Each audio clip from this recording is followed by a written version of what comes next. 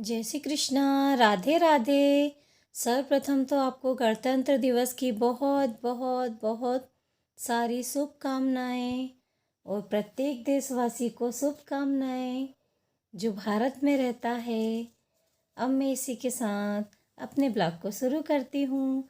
देखिए बच्चों ने कैसे रंग बिरंगे छोटे बड़े तिरंगों को हाथ में लेकर अपनी खुशी जाहिर की है गणतंत्र दिवस की, और सभी को बधाई भी दी है। यह सुबह की प्रभात फेरी की तैयारी हो रही है। बच्चे फटाफट सुबह सुबह जल्दी जल्दी नहा धो के तैयार होके स्कूल आ गए हैं और स्कूल से तैयारी में है कि कब उनके प्रभात फेरी में उनको निकाला जाएगा। इसमें एक बच्ची को भारत माता बनाया गया है और वो बहुत बहुत ही प्यारी लग रही है और भारत माता का नेतृत्व कर रही है। और बच्चियों ने बहुत तैयारी की है, बच्चों ने भी बहुत काम किया है, सभी बच्चों का इसमें योगदान है। एक दिन पहले से साफ़ सफाई वगैरह और अपनी यूनिफॉर्म को भी बहुत अच्छे से रखना, इसमें बहुत मेहनत का काम होता है। बच्चे बड़े खुश होकर ये तैयारी करते हैं कि हमें गणतंत्र दिवस मनाना है, तो उसकी तैयारी पिछले 15-20 दिनों से चलती है, तब कहीं जाके उस दिन के लिए प्रिपेयर हो पाते हैं। आप लोगों को भी अपने बचपन के दिन याद आ रहे होंगे जब आप भी छोटे छोटे थे और अपने स्कूल जाते थे, तैयार होके फटाफट जाते थे और तिरंगा झंडा हाथ में लेकर प्रभात फेरी में शामिल होते थे और फैंसी ड्रेस कंपटीशन और कई प्रकार के कार्यक्रमों में रंग बिरंगे ड्रेस पहनते थे। तो कितना अच्छा लगता है ये सब चीज़ें करके। ये हम आज बड़े होने के बाद नहीं कर सकते हैं, लेकिन इन बच्चों में अपना वो ही बचपने को देख सकते हैं और खुश हो सकते हैं। यही एक कारण हमारे लिए बहुत बड़ी बात है। और इस तरह गणतंत्र दिवस मनाना वास्तव में हमारे लिए गर्व की बात है, ये कोई छोटी मोटी बात नहीं है। तो इन बच्चों के अंदर जो उत्साह है वही उत्साह हमारे अंदर भी होता है और होना भी चाहिए। हमारे देश से जुड़ी बात है, हमारा संविधान बना था, लागू हुआ था, तो इस चीज़ को तो सबको मालूम होना ही चाहिए। गांव में भी प्रभात फेरी निकाली जाती है तो लोग अपने घरों से बाहर निकल कर देखते हैं कि प्रभात फेरी निकल रही है।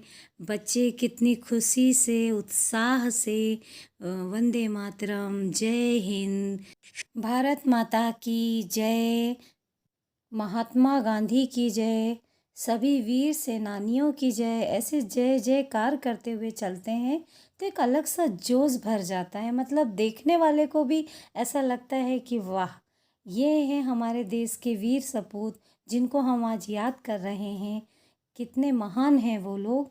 और बच्चे सभी उत्साह से बोलते हुए आगे बढ़ते हैं और फिर आगे हमारी रैली बढ़ती है। फिर स्वास्थ्य विभाग के पुराने भवन में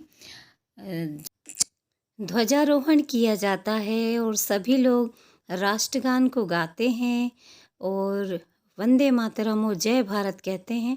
यहाँ पर हमको लड्डू मिलेंगे और उन लड्डू को हम आपको दिखाएंगे भी कि हमने लड्डू खाए हैं। और आज तो लड्डू खाने का दिन है, खुशियाँ मनाने का दिन है और उसे तरह तरह से व्यक्त करने का दिन है, तो हम तो इस तरह करेंगे ही।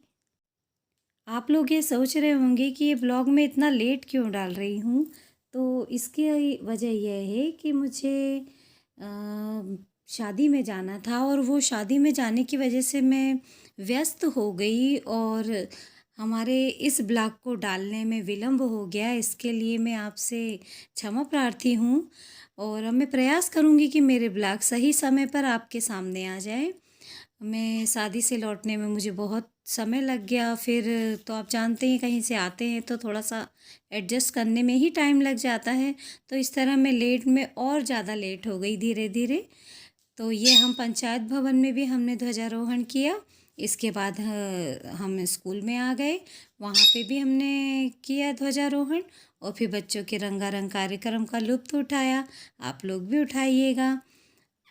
यह प्रभात फेरी हर गांव में हर विद्यालय स्तर पर निकाली जाती है और इसमें बच्चों को शामिल किया जाता है। इसमें प्राइमरी स्कूल, मिडिल स्कूल और हाई स्कूल के शिक्षक शिक्षिकाएं और वहाँ के बच्चे होते हैं।